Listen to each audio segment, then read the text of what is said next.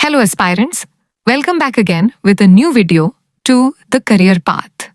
YouTube एक important information है जम्मू कश्मीर के तमाम उन daily wagers, casual labours, need based workers, ASHA workers, anganwadi workers यानी जितने भी टेम्परेरी एम्प्लॉयज अलग अलग डिपार्टमेंट्स में यहाँ पर जम्मू कश्मीर में काम कर रहे हैं, तो उन सभी के लिए एक इम्पॉर्टेंट इन्फॉर्मेशन यहाँ पर जो है वो सामने निकल कर आ रही है।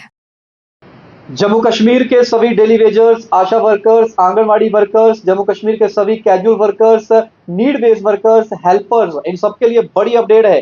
सरकार आप सभी को एक अहम दायरे के अंदर लाने जा रही है जिसका नाम है ईपीएफओ और ईसीआईएस। इन दोनों के बारे में मैं आपको विस्तार में बताऊंगा, इसलिए इस वीडियो को ज्यादा से ज्यादा शेयर करिएगा और कमेंट सेक्शन में अपनी राय जरूर दीजिएगा। तो जम्मू कश्मीर के जितने भी कर्मचारी हैं जो असंगठित है, यानी कि जो टेम्परेरी एम्प्लॉइज हैं, जो गवर्नमेंट के अंदर काम तो करते हैं लेकिन वो परमानेंट नहीं है, उन सबको ये कहा गया है, उन सभी के डिपार्टमेंट्स को ये कहा गया है कि आप उनका ब्यौरा दें सरकार को। ब्यौरा इन द सेंस कि कितना आप उनको पैसा देते हैं, तनख्वाह कितनी देते हैं, कितने सालों से काम कर रहे हैं, एज क्या है, कहाँ कहाँ किस किस डिपार्टमेंट में किस किस लोकेशन पे वो लोग काम कर रहे हैं। इससे ये होगा कि एक बजट जो है वो आप लोगों के लिए तैयार करने जा रही है सरकार। इस बजट से आप सभी लोगों को ईपीएफओ के अंदर और ईएसआईसी के अंदर डालने जा रही है सरकार। ईपीएफओ का मतलब है एम्प्लॉइज परमानेंट फंड ऑर्गेनाइजेशन। ये वो ऑर्गेनाइजेशन है जिसमें सरकार आपके तनख्वाह के बाद जो है, जब आप रिटायर होने जाते हैं तो उसमें आपको एक पैसा जो है वो देती है, यानी कि आप मान लीजिए कि परमानेंट फंड आपको मिलता है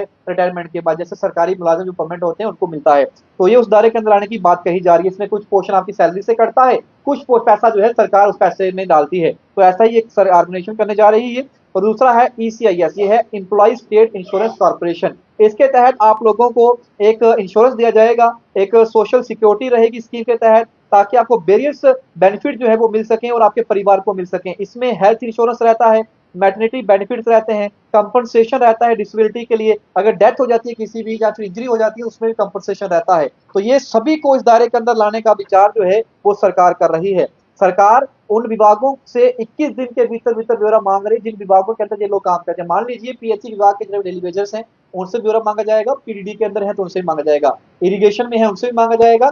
इस तरीके से जितने भी लोग हैं, चाहे वो डेली वेजर्स हैं, चाहे वो कैजुअल लेबर है, चाहे वो नीड बेस्ड वर्कर्स हैं, चाहे आशा वर्कर्स हैं, चाहे आंगनबाड़ी वर्कर्स हैं, चाहे हेल्पर्स हैं, इन सभी को ये कहा है कि आप लोग जो है अपने अपने डिपार्टमेंट, इनको कहा है कि आप लोग अपने लोगों का ब्यौरा दें हमें, ताकि प्रत्येक विभाग जो है एक वेतन और इसके अलावा बजटीय जरूरतों की जानकारी जब देगा तो उसके बाद एक बजट जो है उसे तैयार किया जा सके, ताकि आने वाले दिनों में जो है इस पर भी कोई काम किया जा सके। सूत्रों के अनुसार जैसे ही विभागों से जानकारी प्राप्त हो जाएगी तो इसे एकत्रित कर मुख्य सचिव कार्यालय के माध्यम से आवश्यक बजटीय प्रस्ताव जो है इसका तैयार किया जा सकता है। तो ये मुख्य सचिव कार्यालय की ओर से सभी प्रशासनिक अधिकारियों को, सचिवों को निर्देश दिए गए हैं कि वे अपने अपने डिपार्टमेंट्स के अंदर जो काम कर रहे हैं असंगठित श्रमिक, उनकी संख्या, उनके मासिक वेतन और नियम अनुसार दे नियोक्ता जो है उसका अंशदान यानी कि ईपीएफओ और ईएसआईसी का विवरण 21 दिनों के भीतर उपलब्ध करवाएं। तो ये बड़ी खबर आप लोगों के लिए, हालांकि ये रेगुलेशन के लिए बात नहीं है, लेकिन ईपीएफओ के अंदर लाना आप लोगों को,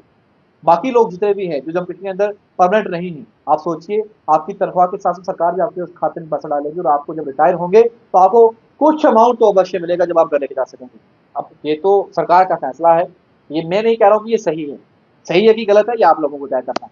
जितने भी जम्मू कश्मीर डेली वेजर देख रहे हैं इस वीडियो को, आशा वर्कर, आंगनबाड़ी वर्कर देख रही हैं, तो वीडियो को देखने के बाद, सुनने के बाद, समझने के बाद क्या समझते हैं आप, क्या फील करते हैं, राय रखिए और वीडियो को ज़्यादा शेयर करिए। ऐसी खबरों के लिए, जानकारी के लिए आप मुझे फेसबुक और इंस्टाग्राम पर फॉलो कर सकते हैं। तो फॉलो करिए, शेयर करिए, प्यार दीजिए, ऐसी खबरें आप तक पहुंचाते रहेंगे। धन्यवाद।